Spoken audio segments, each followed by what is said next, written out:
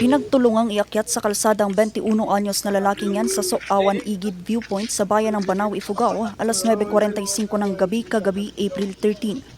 Ang inaangkasan kasi nitong motorsiklo nahulog sa 20 metrong lalim na bangin. Agad siyang itinakbo sa pagamutan pero pagdating sa pagamutan, idineklara na siyang dead on arrival.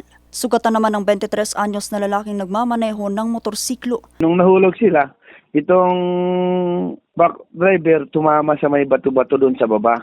Itong si Criston Lingmayugano, sa may damuhan siya tumama. Sa inisyal na investigasyon ng mga otoridad galing sa Lagaw, Ifugao ang dalawa at patungo sila ng Mount Police nang maganap ang insidente.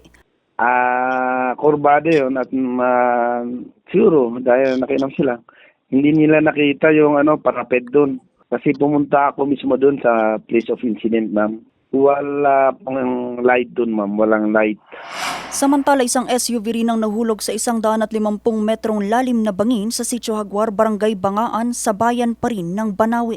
Nangyari ito pasado alas 3 ng hapon kahapon. Itong biktima is galing po siya sa Mayuyaw papunta sa ng Bayumbong.